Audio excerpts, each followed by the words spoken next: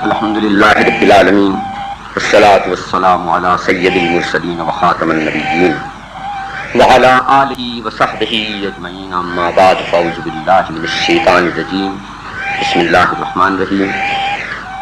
لقد کان لکم فی رسول اللہ اسوۃ حسنہ، صدق اللہ العظیم۔ یہ امیر الحکیم بھائی نے سوال رکھا ہے رسول اللہ صلی اللہ علیہ وسلم کے معمولات۔ اگرچہ یہ ایک سوال نہیں ہے بلکہ بہت سارے سوالات کا مجموعہ ہے، اور اس سوال کا سب سے مختصر جواب خود اللہ تعالیٰ نے دیا اس آیت میں کہ یہ محمد صلی اللہ علیہ وسلم یہ جو رسول ہیں، ان کی طریقہ کار میں، ان کے اسوے میں تمہارے لیے ایک نمونہ ہے۔ اس اعتبار سے نبی صلی اللہ علیہ وسلم اپنی پوری زندگی روزے بعثت سے لے کے اور دنیا سے وصال فرمانے تک یہ جتنا بھی زندگی کا ان کی پیریڈ، یہ سارا نمونے کا، اور اس میں یوں سمجھ لیجیے آپ یہ ہم جو بات نبی صلی اللہ علیہ وسلم کے متعلق جانتے ہیں، جس پر ہم ایمان رکھتے ہیں، جس کی ہم دعوت دیتے ہیں اور جس کی طرف ہم بلا رہے ہیں، وہ بات یہ نہیں ہے کہ جو وہ نظام لے کے آئے تھے وہ اس نظام کے مفکر تھے، انہوں نے کچھ فکر کی اور اس فکر کے نتیجے میں ایک ضابطہ، ایک نظام، ایک قاعدہ بنایا اور وہ ہمیں دے گئے کہ صاحب یہ ہے اور اس کے مطابق تم عمل کر لینا تو یہ تمہیں فائدہ دے۔ حضرات اگر ایسی بات ہوتی تو ایسی باتیں تو فلسفی کرتے ہیں، دانشور کرتے ہیں، نظاموں کو بنانے والے کرتے ہیں۔ پیغمبر میں اور نظام کے بنانے والے میں، پیغمبر میں اور شاعر میں، پیغمبر میں اور فلسفی میں جو بنیادی فرق ہے وہ یہ کہ کوئی فلسفی اپنے فلسفے پر ایمان نہیں لاتا، یا کوئی فلسفی اپنے فلسفے کا پیروکار نہیں ہوتا، کوئی فلسفی اپنے فلسفے کا نمونہ نہیں ہوتا۔ فلسفی یہ کہتا ہے کہ میں نے یہ فلسفہ تراشا ہے، تم اس پر عمل کرو، لیکن کیونکہ میں فلسفہ بنانے والا ہوں لہذا اس پر عمل میری ذمہ داری نہیں۔ ہم بھائی دانشور ہیں، ہمیں زندگی کی سہولتیں دو، تنہائی عطا کرو، اچھی سکون کی پرفضا جگہ دے دو، وہاں بیٹھ کے ہم فلسفے تراشیں گے، ہم ادب بنائیں گے، ہم شعر گھڑیں گے، پھر تمہیں سنائیں گے، تم پہلے باہ باہ کر کے ہماری انانیت کے بت کو سجانا، ہماری اس انا کو ابھار ستائش کی صورت میں، اور پھر تم اس پر عمل کر لیں۔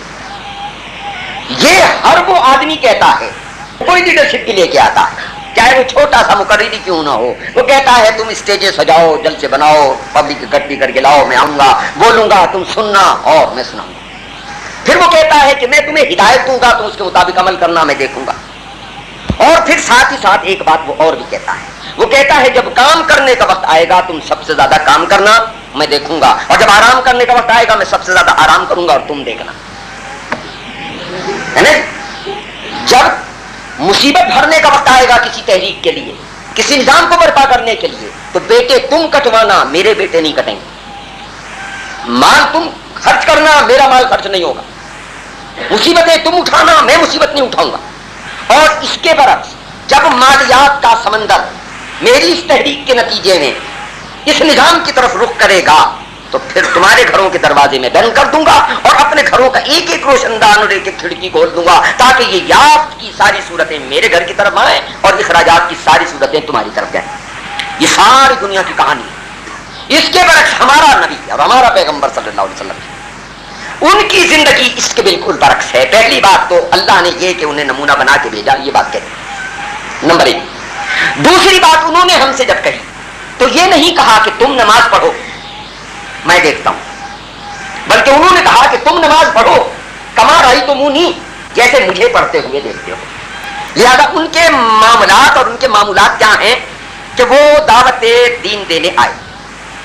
اللہ نے ان سے کہا کہ آپ اٹھ جائیے، قوم کھڑے ہو جائیے، فانذر ڈرائیے، وربک فکبر اور اپنے رب کی کبریائی بیان کیجیے، وثیابک فطہر کپڑے پاک رکھیے، والرجز فاہجر گندگی سے بچیے، ولربک فاصبر اور یہ راستہ طے کرتے ہوئے جو مشکلات پیش آئیں ان پر صبر کیجیے۔ یہ ہدایت انہیں دی جا رہی ہے، گویا یہ بتایا جا رہا ہے آپ کس قسم کے معمولات برتنے کے لیے بھیجے گئے۔ ان سے کہا کھڑے ہو جائیے، انہوں نے کہا یہ نہیں کہا کہ تحفظ دو گے تو کھڑا ہوں گا، فرشتوں پر بھیجو گے تو چلوں گا، مکے والوں کے دل نرم کر دو گے تو انہیں سناؤں گا۔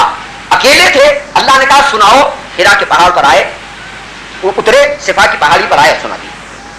یہ سوچے بغیر کہ کیا ہو. لہذا ان کے معمولات میں سب سے پہلی بات یہ آتی ہے کہ وہ اللہ کے ہر حکم پر خود عمل کرنے والے ہیں، اور یہی ان کی دعوت ہے کہ جس تک اللہ کا حکم پہنچ جائے وہ اس حکم پر عمل کرے.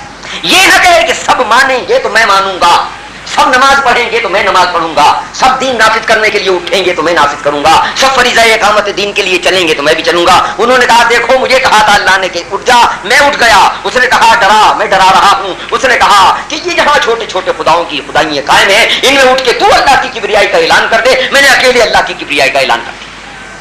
انہوں نے یہی پیغام ہماری طرف پاس کر دیا. اب ہمارے لیے ان معمولات میں نمونہ ہے کہ ہم اس کو اپنائیں. لہذا اب میں نے نماز سے بات شروع کی تھی، کلمہ توحید سے ہم نماز کی طرف آئے. ان کے معمولات میں یہ سب سے اہم چیز ہے. انہوں نے کہا قرۃ عینی، یہ میری آنکھوں کی ٹھنڈک ہے. لہذا جو آدمی ان کے معمولات کو اپنانا چاہے اگر اس کی آنکھوں کی ٹھنڈک نماز نہیں ہے پھر وہ ان کے طریقہ کار پر چلنے کے قابل نہیں. کہا کہ الصلاۃ معراج المؤمنین، یہ نماز جو ہے اہل ایمان کا مقام عروج ہے. لہذا جو اس مقام عروج سے گریزاں ہے وہ اس نظام میں کھپنے کی چیز نہیں. پھر اب دیکھیے نمونے کی بات ان کے معمولات. وہ نمازیں لے کے آئے 5، تحفظ آپ کو یہ دیا کہ 5 پڑھو گے تو 50 کا ثواب ملے گا. یہ اللہ سے میں بات کرایا اور کیونکہ میں نمونہ بن کے آیا یہ اگر تم پڑھنا نمازیں 5 میں پڑھتا ہوں 6. یہ بات شاید بعض بھائیوں کے کان کھڑے ہوئے ہیں کہ چھٹی نماز کون سی آ گئی. تو میں انہیں یقین دلاؤں اور یاد دلاؤں کہ نبی صلی اللہ علیہ وسلم کی تہجد کبھی قضا نہیں ہوئی. آپ نے ساری زندگی 6 نمازیں پڑھی. اگر کبھی آپ کی تہجد قضا ہوئی ہے تو آپ نے اس کی قضا دن میں 12 رکعتوں کی صورت میں پڑھی ہے. گویا یہ نماز انہوں نے کبھی قضا نہیں. ان کے معمولات میں بندگی کا اظہار ہے تو وہ خود نمونہ بندگی. حضرت سیدہ عائشہ رضی اللہ تعالیٰ ان سے فرماتی ہیں دیکھا کہ دن میں وفود سے ملاقات بھی ہے، تبلیغ بھی ہے، جہاد کا بندوبست بھی ہے، مجاہدین کی تیاری بھی ہے، ساری مشکلات ہیں، ان سب سے نبرد آزما ہو رہے ہیں اور راتوں کو پھر اللہ کے سامنے کھڑے پائے مبارک سوچ گئے. کہا حضور آپ تو مغفرت یافتہ ہیں، آپ اتنی مصیبت کیوں اٹھاتے ہیں؟ عائشہ کیا میں اللہ کا شکر گزار بندہ نہ بنوں؟ یعنی وہ شکر گزار بندہ بنانے آئے ہیں تو شکر گزار بندے کا نمونہ بن گیا ہے. یہاں تک بات آگے صاحب نماز کی. آگے انہوں نے کہا بھی روزہ رکھو. ان کے معمولات ابھی آئے تو اس مختصر سے اشارے کر کے میں 15 منٹ میرے پاس ہیں اس میں عرض کر دوں گا. آپ 30 روزے رکھ لیں بہت اچھے مسلمان، اس سے زیادہ کا مطالبہ تو نہیں ہے نا جی.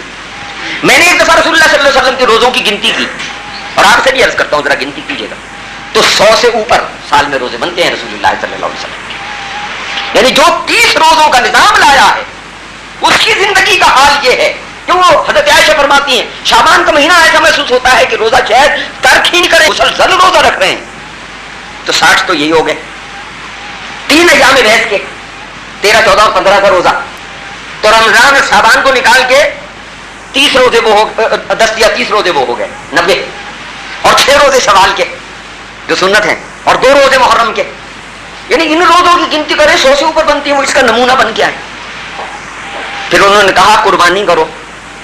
ہم اسے گوشت کھانے کے لیے کرتے ہیں. وہ جب تک مدینہ منورہ میں رہے ہر سال 2 دمبے قربان کیے، ایک اپنی طرف سے ایک ساری امت کی طرف سے. جس امت پر اس رسول کے لیے اس کے دین کے لیے 1 پیسہ خرچ کرتے ہوئے مٹھیاں بند ہو جائیں اور دل بند ہوتے ہوئے محسوس ہوتے ہیں، وہ پوری زندگی اس امت کی طرف سے قربانی کرتے رہے صلی اللہ علیہ وسلم. حج کی قربانی کی بات آ گئی. آپ جائیے حج کرنے تمتع یا قران تو ایک قربانی کر لیجیے.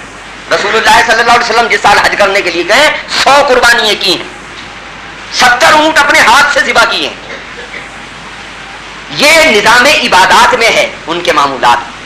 اب آ جائیے معاملات اور اخلاق کی طرف. تو کیونکہ ان کا پورا نظام جو ہے وہ حسن ہے، پورا نظام جو ہے وہ جمال ہے، ان کا پورا نظام جو ہے وہ سلیقہ مندی ہے. لہذا ہر بارے میں چاہے وہ چھوٹی ہو یا بڑی آنکھ ہو وہ سلیقہ اس میں نظر آئے گا، وہ حسن اس میں نظر آئے گا. مثلا انہوں نے بال رکھے ہیں، انہوں نے داڑھی رکھی ہے، ان کی سنت ہے نا جی. تو اس میں کنگھی کرنے کو پسند فرمایا ہے. یعنی حضور کے اثاثے میں جہاں سرمے دانی ہے، سرمے کی سلائی ہے، وہاں کنگھی بھی ہے. اور ایسے آدمی کو ناپسند فرمایا جو بال تو رکھے مگر ان کی حفاظت نہ کرے. ان میں میں تیل نہ لگائے, ان میں کنگھی نہ کرے, ان میں سلیقہ نہ آئے. معلوم ہو کہ صاحب بال بکھرے ہوئے ہیں, سر پہاڑ ہے اور منہ جھاڑ ہے, اور لوگ کہتے ہیں صاحب ہم بڑے دانشور ہیں. یعنی دانشور ہونے کی دلیل یہ کہ آدمی صورت سے شیطان نظر آتا ہو. یہ بات پڑھ رہے ہیں تو بڑھتے چلے جا رہے ہیں, اور جناب کپڑے گندے ہیں تو ہوئے چلے جا رہے ہیں. وہ کہتے ہیں پھٹے ہوئے بھی ہیں مگر صاف پہنو, کیونکہ سیاب کا فطاہر, انہیں تو پہلے دن بتا دیا تھا بھائی کپڑے پاک صاف رکھنا, بالکل صاف ستھرے ہو کے رہنا. لہٰذا ان کے کپڑے بڑے پاک بڑے ستھرے ہیں, بال بڑے بنے ہوئے ہیں, بڑے سجے ہوئے ہیں, داڑھی بڑی بنی ہوئی ہے, بڑی سجی ہوئی ہے. دانتوں کی صفائی کا یہ حال ہے کہ مسواک تکیے کے نیچے, رات کو بھی آنکھ کھلتی ہے تو دانت صاف کرتے ہیں. دن میں 5 بار وہ طریقہ عبادت رائے ہیں, اس میں وضو ہے. پھر غسل کرنے کا اہتمام ہے, اور جمعے کے دن اسے سنت قرار دے کے ان لوگوں پر بھی ایک قدغن متعین کر دی جو نفاست طبع کے اعتبار سے اگر محروم بھی ہیں سعادت فطرت سے, تو کم سے کم اس قانون کی پابندی ضرور کریں کہ وہ جمعے کے دن تو نہا لیا کریں. اور پھر دیکھو ہمارے نظام کو پرفیوم کی ضرورت نہیں, کیونکہ ہمارے پسینے سے خوشبو پھوٹتی ہے.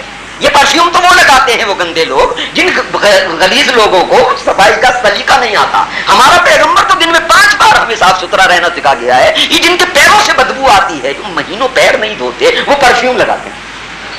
یہ اس گندگی کو چھپانے کے لیے, میں یہ مذاق نہیں ہے, یعنی یہ میں بہت گہری نظر سے زندگی کا مطالعہ کرتا ہوں, اور ابتدا سے میں نے اس کی پریکٹس کی ہے.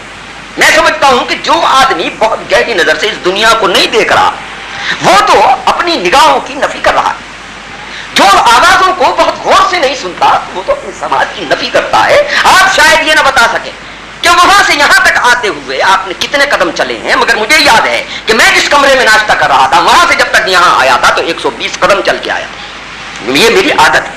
آپ نہ بتا سکیں کہ جس کمرے میں آپ بیٹھے ہیں اس کی کتنی کھڑکیاں ہیں, میں بتا سکتا ہوں کہ اس کی 5 کھڑکیاں. میں ہندوستان 40 سال پہلے جس مکان میں رہ کے آیا تھا مجھے پتا ہے کہ میری چھت میں 24 کڑیاں تھیں. میں جانتا ہوں میں جس مکان میں رہتا ہوں اس کی نیچے سے اوپر تک 12 پہلی منزل میں سیڑھیاں ہیں اور 12 دوسری منزل میں سیڑھیاں. یہ سارا سلیقہ میرے پیغمبر نے مجھے سکھایا. کیونکہ زندگی کو گہری نظر سے دیکھو, اس کا جواب دینا ہے بھائی, اس کا اسے تو احتیاط سے برتنا ہے. ہم نے یہ ساری چیز ہم نے سلیقہ انہیں سے سیکھا. پھر اب آ جاتا ہے معاملہ ساتھیوں کے ساتھ طرز عمل کا. بھائی کیونکہ اب آپ ہم سب ساتھی ہیں, اگرچہ میں آپ سے عمر میں بڑا ہوں, آپ میرے بچوں کی جگہ ہیں, لیکن بہرحال ہمارا راستہ ایک ہے. میں کچھ پہلے اس پر چل رہا ہوں, آپ ذرا کچھ بعد میں آ رہے ہیں, راستے مجھے بڑا سہارا ہے کہ میں جو آگے بڑھتا جا رہا ہوں پیچھے ایک فوج ہے جو اسی راستے پر چلتی ہوئی آ رہی.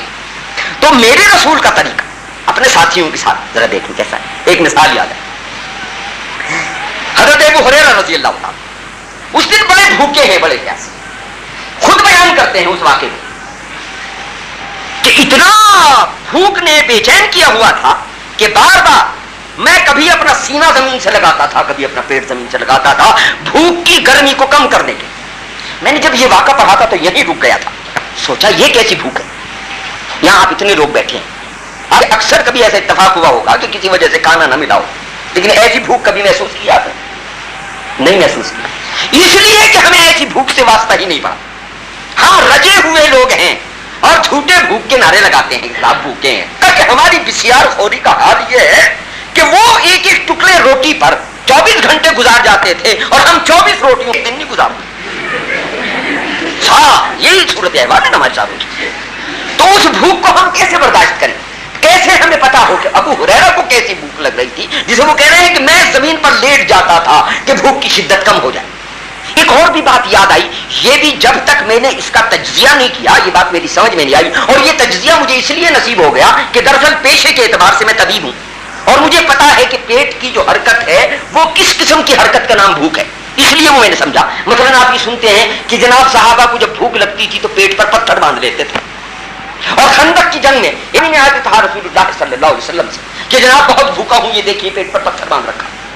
تو آپ نے اپنا کرتا اٹھا کے اسے دکھایا کہ تم نے ایک پتھر باندھا ہوا ہے, 2 وقت کے فاقے سے. دیکھو میں نے تو 2 پتھر باندھ رکھے ہیں, میں تو 4 وقت کے باندھ رکھے. یہ ہے ہمارے پیغمبر کا عملی نمونہ معاملات دین. تو میں نے سوچا یہ پتھر باندھ کے بھوک روکنے کا طریقہ کیا ہے؟ بھائی پتھر سے تو بوجھ اور بڑھ جائے گا, ایک تو ویسے ہی آدمی بھوکا اوپر سے 2 پتھر باندھ لے. یہ بات کیسے سوچا تو پتا لگا یہ کیا ہے, میدے کی حرکت دودھیا کا نام ہی تو بھوک ہے. یعنی میدا 2 حرکتیں کرتا ہے, ایک جب آپ اسے غذا سے پر کر دیتے ہیں تو اسے بلو کے اس سے جوہر علیحدہ کر دیتا، دوسرا جب وہ خالی ہوتا ہے اور پھر حرکت کرتا ہے تو آپ کو بھوک لگتی ہے۔ تو یہ پیٹ پر صحابہ پتھر اس لیے بنتے تھے کہ وہ ایسی بھوک کے قائل تھے جس میں معدہ اپنے اندر کی غذا کا ذرہ ذرہ باہر نکال دیتا ہے، پھر اس میں کچھ باقی نہیں رہتا۔ اب اس کی حرکت کو روکنا ہے، پتھر رکھ کے اوپر سے کپڑا باندھ دو کہ یہ حرکت نہ کرے تاکہ بھوک کی شدت محسوس نہ ہو۔ یہ بات بہت سوچا تو پتہ لگا کہ پتھر باندھنا یہ ہے۔ تو اب ابو ہریرہ کا زمین پر لوٹنا اس لیے ہے کہ وہ بھوک کی گرمی جو ہے اسے بے چین کیے ہوئے کہاں میں مسجد کے باہر آ کے بیٹھ گیا۔ خیال یہ تھا کہ کوئی صحابی گزرے گا، دیکھے گا تو خود ہی پوچھ لے گا ابو ہریرہ کیا حال ہے، ہم کہتے ہیں کہ بھوک لگ رہی ہے، شاید ہمیں کچھ دے۔ یعنی اب یہ پس منظر ہے ابو ہریرہ کے وہاں بیٹھے، ایک صحابی گزرے، السلام علیکم، وعلیکم السلام، کیا حال ہے ابو ہریرہ کا؟ صاحب اللہ کا شکر ہے ٹھیک ہے، کیونکہ یہ اللہ کے شکر والی بات نہیں بتا دوں۔ نبی صلی اللہ علیہ وسلم نے کہا کہ جو آدمی بیمار ہو اور کوئی اس کی بیمار پرسی کرے اور وہ اس کے جواب میں کہے کہ الحمدللہ، اللہ ہی کے لیے سب تعریفیں ہیں، پھر بعد میں بتائے کہ مجھے تکلیف ہے، تو پھر اسے سب ہوگا۔ یہ قرینہ بتایا ہے انہوں نے ہمیں زندگی کا کہ تکلیف پر بھی اللہ کا شکر ادا کرو اور پھر تکلیف کا اظہار۔ تو لہٰذا ابو ہریرہ سے انہوں نے پوچھا کیا حال ہے؟ ابو ہریرہ نے کہا جی الحمدللہ ٹھیک ہے۔ پھر ساتھ ہی انفاق فی سبیل اللہ کی حکایت پڑھ کے سنائی انہیں۔ ابو ہریرہ نے کہا صاحب ذرا اس کا مطلب بتا دیجیے۔ انہوں نے ترجمہ بتایا، مفہوم سمجھایا، آگے گزر گئے، بات ہی نہیں سمجھ میں آئی۔ جیسے کہ آپ کی سمجھ میں نہیں آئی کہ بھائی میرے موڈ خشک ہو گئے ہیں، مجھے تھوڑا سا کچھ پلا دو۔ اچھا، تو بہرحال دوسرے ایک صاحب گزرے، ان سے پوچھا، پھر وہی آیت سنائی، کہا صاحب ذرا اس کا مطلب تو سمجھا دیجیے، اللہ نے کیا کہا ہے؟ انہوں نے بھی اس کا مطلب سمجھایا، وہ بھی آگے گزر۔ اب وہ آئے جنہیں اللہ نے نمونہ بنا کے بھیجا اور انہوں نے مسکرا کے دیکھا ابو ہریرہ کی طرف، کہا ابو ہریرہ بھوکے ہو؟ کہا جی سرکار کیا ہو، پھر ہمارے ساتھ چلو۔ ایسے سارے لوگوں کے لیے دارالامان میرا گھر ہے، آ جاؤ۔ اور وہ لے کے اب گھر آ گئے، گھر میں پوچھوایا کچھ کھانے کو ہے؟ کہا کچھ نہیں، ایک پیالہ دودھ رکھا ہے، کہا وہی لے آؤ۔ اب ایک پیالہ دودھ آ گیا اور ابو ہریرہ کی یعنی اب میں اردو محاورہ بول رہا ہوں، اسے وہ لوگ ذرا زیادہ بہتر طور پر سمجھ لیں گے جو محاورے کی بات سمجھتے ہیں۔ کہا ابو ہریرہ کی باچھیں کھل گئیں، چلو بھائی چلو کام ہو گیا، ایک پیالہ دودھ ہی صحیح۔ اور حضور نے جب اس پیالے دودھ کو دیکھا کہا ابو ہریرہ ایسا کرو ذرا مسجد تک تو جاؤ اور سارے اصحاب صفا کو پلا لاؤ، سب تھوڑا تھوڑا پی لیں۔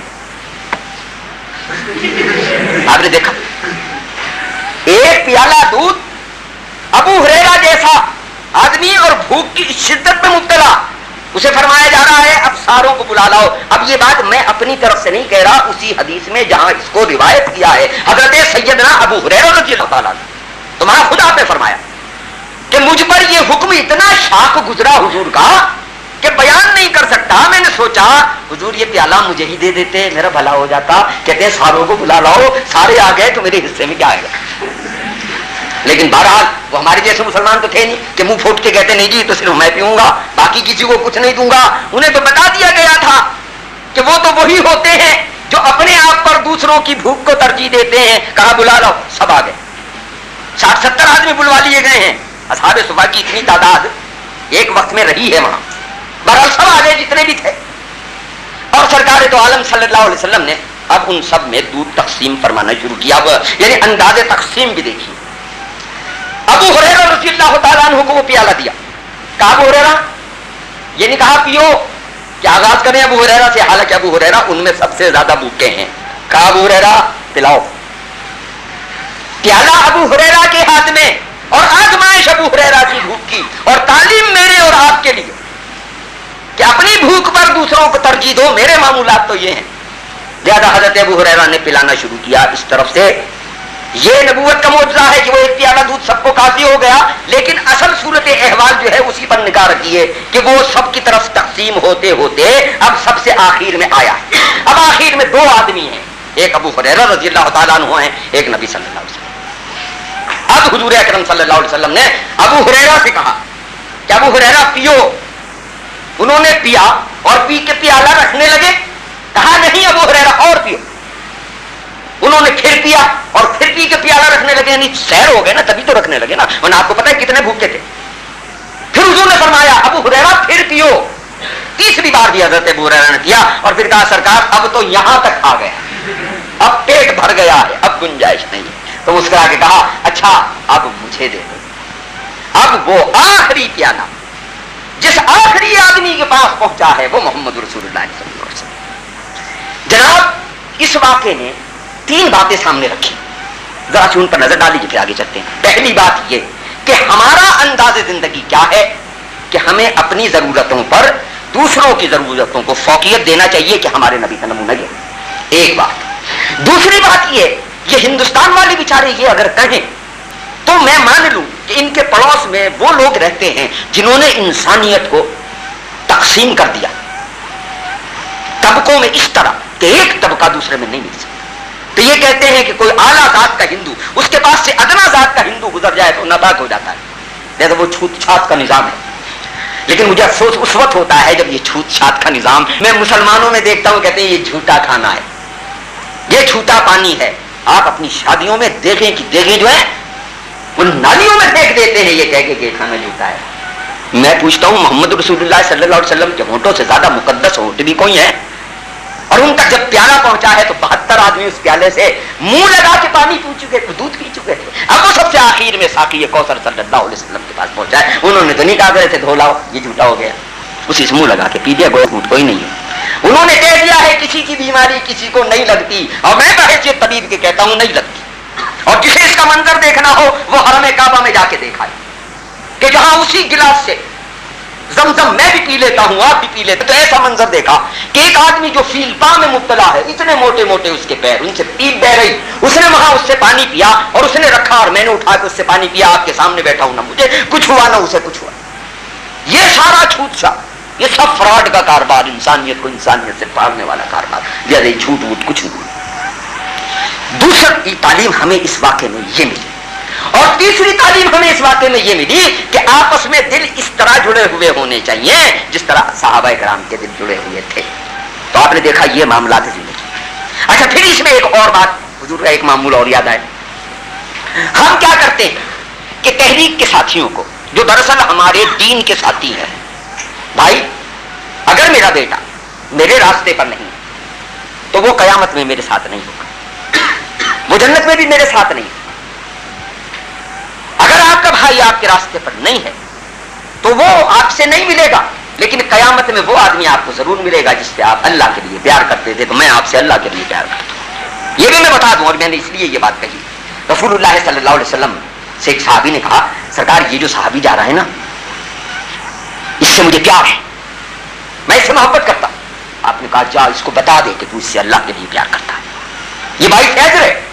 वो गैर उन्होंने उसे बता दिया। हुजूर ने फरमाया ये जो अल्लाह के लिए मोहब्बत करने वाले हैं इनके, कहा कयामत के दिन कुछ लोग ऐसे होंगे कि उनके सरों पर ताज रखे हुए होंगे, चमक रहे होंगे सूरज की तरह, और उनके इस मर्तबे को देख के अंबिया और शुहदा रश करेंगे।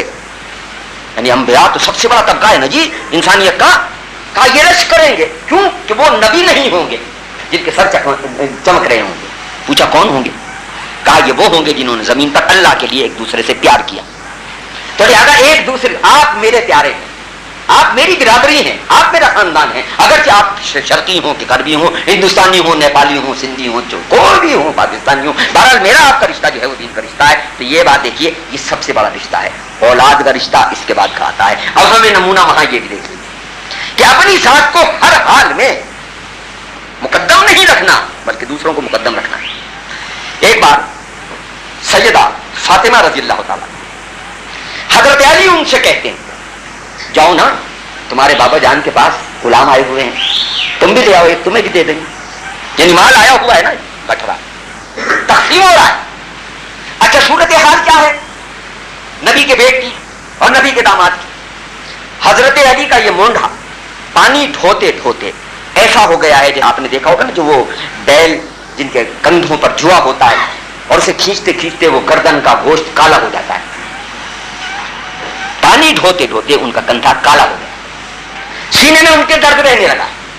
बीवी चक्की पीसती है, उसके हाथों में गट्टे पड़ गए। इस हालत में एक बड़ी मासूम सी ख्वाहिश के लिए शौहर अपनी बीवी से कहता है और अपने ससुर के पास भेजता है कि जाओ भाई सबको मिल रहे हैं, तुम भी चली जाओ, तुम्हें भी एक मिल जाएगा। और अगर आप इसे जरा दुनियादारी के नाते से आंखें बंद करके सोचें तो क्या सूरत हाल होगी? उन्होंने कहा होगा जाओ ना, यहाँ तो मुसीबत भरते भरते ये वक्त आ गया है کندھا دکھنے لگا ہے, سینے میں درد رہنے لگا ہے, تمہارے ابا سب کو بانٹ رہے ہیں, آخر ہمارے لیے بھی کچھ ہے کہ نہیں ہے, لے جاؤ تمہیں بھی کچھ مل جائے گا. میں کچھ باتیں سوچنے کی ہوتی ہیں نا, یعنی سوچئے تاکہ آپ اس کی اہمیت کا اندازہ کر سکیں. اس صورت حال سے اب وہ بیٹی آتی ہے اور آ کے بعد دربار میں حضور میں بیٹھ جاتی. پوچھا بیٹی کیسے آئی؟ جھجکتے کہا ابا آپ کے پاس سنا ہے غلام آئے ہوئے ہیں, ایک ہمیں بھی دے دیں. ایسا حال ہے ہاتھوں میں گٹے پڑ گئے, علی کے سینے میں درد رہنے لگا ہے. اچھا بیٹی دیکھو بات ایک ہے, یہ جو غریب اصحاب صفا ہے نا, ابھی ان کے کھانے پینے کا بندوبست نہیں ہوا, اور جب تک ان کے کھانے پینے کا بندوبست نہ ہو جائے تمہارے دینے کے لیے میرے پاس کچھ نہیں.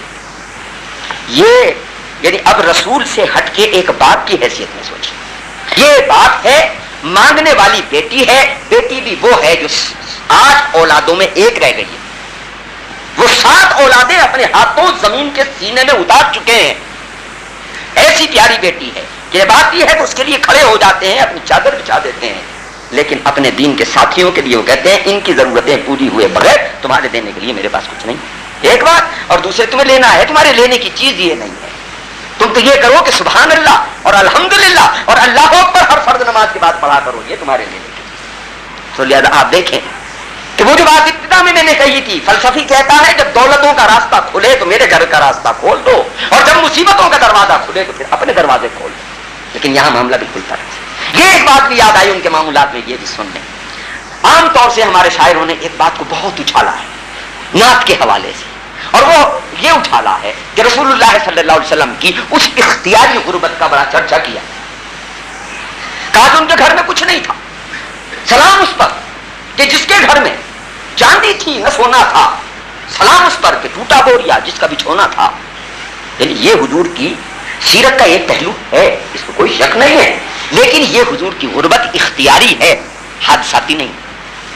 آپ کو یاد دلاؤں, قبل از نبوت نبی صلی اللہ علیہ وسلم بہت دولت مند آدمی ہیں, اتنے دولت مند ہیں کہ مکے کی سب سے رئیس خاتون ان کی بیوی ہے, جس کے سرمایہ کا حال یہ ہے کہ سارے لوگوں کے سرمایہ سے زائد اس کا سرمایہ. لیکن نبوت کے وہ 10 سال جو مکے میں گزرے ہیں اس میں وہ سارا سرمایہ ان کا اپنا کمایا ہوا بھی, بیوی کا بھی سارا کچھ ہو گیا ہے. اس حالت کو پہنچ گئے ہیں کہ جب دعوت دین کے لیے طائف جاتے ہیں تو سواری موجود نہیں ہے. طائف کا سفر تبلیغ سرکار دو عالم صلی اللہ علیہ وسلم نے پیدل فرمایا ہے, یہ سارا خرچ. اور جب واپسی کا راستہ کھلا ہے, زکات آئی ہے, خیرات آئی ہے, صدقات آئے ہیں, عشر آیا ہے, اب یہ اسلامی ریاست بن گئی ہے, مالیات کے دروازے کھل گئے ہیں. آپ دیکھیے کیا صورتحال ہے.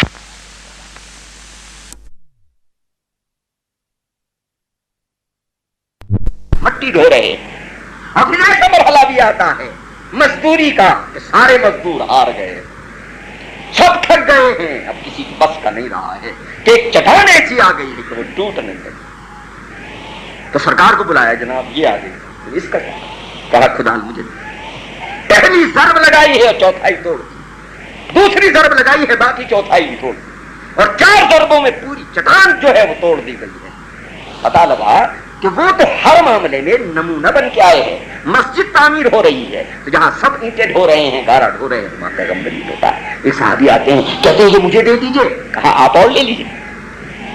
ان کے معاملات میں یہ صورتحال بھی, ان کے معاملات میں پھر یہ صورتحال بھی ہے. تجارتی معاملات میں دیکھیں تو ان کے تجارتی گواہی دیتے ہیں, ہم نے ایسا تاجر نہیں دیکھا, ایسا وعدے کا پابند نہیں دیکھا. قبل از نبوت کا ذکر کرتا ہے ایک شخص, کہتا ہے میرے ساتھ معاہدہ ہوا, مجھ سے بات ہوئی, میں نے کہا میں یہیں آؤں گا, آپ میرا انتظار کر. 3 روز تک حضور وہاں کھڑے رہے, اور وہ 3 روز کے بعد آیا.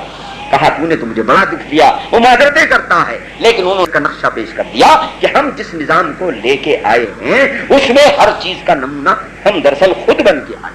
یعنی آپ دیکھیں کہ یہ مختصر سی کچھ باتیں تھیں جو میں نے آپ کے سامنے رکھی. اب اس کے بعد آ جائیے یہ روزمرہ کی زندگی میں بہت چھوٹی چھوٹی سی چیزیں, جن میں سے ایک کنگھی کرنے کی بات میں نے آپ کے سامنے کر دی تھی, نہانے کی بات آپ کے سامنے کر دی تھی, سرما لگانے کی بات آپ کے سامنے کر دی تھی, دانت صاف کرنے کی بات آپ کے سامنے کر دی تھی. یہ سارے کام انہوں نے ہمیں اس انداز سے سکھائے کہ آپ کو ان میں ایک سلیقہ نظر آئے گا. مثلا آپ ناخن کاٹتے ہیں, جیسے مرضی کاٹتی کہ بھائی اچھی اگامی ناخن کاٹ, لیکن آپ جب یہ دیکھیں کہ حضور کے ہاں ناخن کیسے کٹے تو آپ کو پتہ لگے گا کہ اس میں ایک سلیقہ ہے، اور وہ سلیقہ یہ ہے کہ ان کا کاٹنا شروع بھی دائیں سے ہو اور اختتام کو بھی دائیں پر پہنچے۔ کھانے کا طریقہ کیا ہو؟ کہا دسترخوان بچھا لو، کہا سالن اتنا اتارو جتنا خود کھا سکتے ہو، کہا اپنے آگے سے کھاؤ، کہا کھانے سے پہلے ہاتھ دھو لو، کہا جو ذرات غذا آپ کے دسترخوان پر گر جائیں انہیں چن کر کھاؤ۔ بہت چھوٹی چھوٹی سی باتیں ہیں نا، معمولات، یہ صرف ہدایات نہیں ہے بلکہ معمولات ہیں آپ کے۔ آپ میں سے جو لوگ معاشیات اور اقتصادیات کا مضمون پڑھتے ہیں، میں ان سے ایک بات پوچھتا ہوں، ان ساری ہدایات کو آپ اپنے ان فارمولوں کے تحت ذرا دیکھیں جو سائنس اور میڈیکل کے طالب علم ہیں، وہ ذرا اپنے معاملات کے مطابق دیکھیں۔ انہوں نے کہا کھانے سے پہلے ہاتھ دھو لو، وہ ہمیشہ کھانے سے پہلے ہاتھ دھو لو، کہا ان ہاتھوں کو پوچھنا نہیں۔ انہوں نے اس وقت کہا جب دنیا جراثیم کی تھیوری کا نام نہیں جانتی تھی، جب یونانیوں کا بہت سے بہت مبلغ علم 150 جڑی بوٹیوں پر مشتمل تھا، جب اخلاق سے آگے کی بات کوئی نہیں جانتا تھا، ارسطو کی منطق کے اوپر وہ سارا محل کھڑا تھا، دراصل جس کی بنیاد ہی زمین پر نہیں ہے۔ آج آپ کہتے ہیں صاحب یہ تو جراثیم ہے، یہ تو فضا میں منتشر ہیں، یہ تو اڑ رہے ہیں۔ انہوں نے کہا ہاتھ دھو لو، انہیں پوچھو نہیں، کیونکہ اگر کھانے سے پہلے انہیں پوچھ لیا تو دھونے کا مفہوم ختم ہو جائے گا، اور جب کھانا کھا چکو تو اب انہیں دھو اور اب انہیں پوچھ لو۔ جب کھانا اتارو تو اتنا ہی اتارو جتنا کھاؤ تاکہ ضائع نہ ہو، اپنے آگے سے کھاؤ تاکہ اگر کوئی بہت نفیس الطبع آدمی تمہارے کھانے میں شریک ہے تو کہیں تمہارے اندازے خوراک سے اسے گھن نہ آ جائے، اپنے آگے سے کھاؤ۔ انگلیاں سالن میں پوری نہ ڈبو، نبی صلی اللہ علیہ وسلم کی انگلیاں کبھی سالن میں پوری نہیں ڈوبیں۔ آپ تو اس طرح لقمہ بناتے تھے کہ بس یہ سیدھے تو ڈوب سکتے ہیں، یہ ساری انگلیاں نہیں ڈوب سکتی، کہ جیسے جاہلوں کی طرح بیٹھ کے کھاتے ہیں تو پھر ایسے سے مسل کے کھاتے ہیں اور پھر ایسے چاٹ لیتے ہیں۔ یہ بیش، یعنی آپ ایک بات جان لیجیے، جس چیز میں آپ کو عدم حسن نظر آئے انکار کر دیجئے کہ یہ بات نہیں ہو سکتی، پیغمبر کا طریقہ حسن ہے، یہ اس کی خاصیت۔ پھر آپ دیکھیں انہوں نے کہا کہ ریزے چن کے کھاؤ، آپ نے غور کیا کری کیا ہے بھی چھوٹے موٹا ذرا سا ٹکڑا گر گیا چلو پھینک دیں، ہم تو پوری پتیلی پھینک دیتے ہیں۔ اور اگر دعوتوں میں جاتے ہیں تو ہم نے وہ ایک بفے ڈنر اور بفے لنچ کا طریقہ اختیار کیا ہے، وہ بیچاروں نے جنہوں نے ایجاد کیا تھا انہوں نے تو ضرورت کے تحت ایجاد کیا تھا، اس قوم کی گردن پہ وہ فیشن کے طور پر آ کے قائم ہو گیا، اسے اس کے سلیقے کا تو پتہ نہیں۔ کھانا لینے جائیں گے اس کھانے کی قاب کے سامنے کھڑے ہو جائیں گے، دوسرے کو نہیں آنے دیں گے، مرغا سارا ڈال لیں گے چاہے کھایا نہ جائے، پھینک دیں گے، دوسرے کو کھانے نہیں دیں گے۔ یہ عدم سلیقے کی بات اس قوم میں پیدا ہو رہی ہے جس کا پیغمبر کہہ رہا ہے ایک ایک ریزہ جو گرا ہے اسے چن کے کھاؤ۔ ذرا غور تو کرو، اگر ایک آدمی دسترخوان پر غذا کے 5 ریزے گرتے ہیں تو یہ 13.5 کروڑ مسلمانوں کی قوم جو یہاں پاکستان میں بستی ہے، اس کے دسترخوان پر کتنے ریزے گریں گے؟ ان کو اگر آپ وزن کریں گے تو ٹنوں میں بنے گے۔ جو قوم اقتصادی منصوبہ بند نہیں ہے وہ غربت سے نکل نہیں سکتی، کیونکہ میرا پیغمبر یہ کہہ گیا ہے کہ من اقتصد ما حال من اقتصد، جس نے منصوبی کی، جس نے اقتصاد سے کام لیا وہ مفلس نہیں ہو سکتا۔ مفلسی کے لیے ضروری ہے کہ فضول خرچی سے بچا جائے، اور یہ ایک ذرے کی فضول خرچی بھی جو پیغمبر برداشت نہ کرتا ہو، اس کی قوم کی فضول خرچی کا حال یہ ہو کہ وہ ظالم دولت کو اور کھانے پینے کی اشیاء کو اس طرح اڑاتے۔ تو حضرات آپ نے دیکھا کہ انہوں نے کھانے پینے کے سلسلے میں یہ ہدایات ہمیں دی کہ یہ چھوٹی سی چھوٹی باتیں جو ہیں یہ ساری ان کی سیرت میں جواہرات کی طرح چمک رہی ہیں، ستاروں کی طرح تابع ہیں۔ تو اگرچہ نہ میں اس موضوع پر بولنے آیا تھا نہ یہ میرا موضوع تھا، یہ بھائی نے ایک سوال کیا اور میں نے سوچا کہ حضور اکرم صلی اللہ علیہ وسلم کی سیرت طیبہ سے کچھ گوشے آپ کے سامنے رکھ دوں، شاید کہ اتر جائے تیرے دل میں میری بات۔ واخر دعوانا ان الحمدللہ رب العالمین۔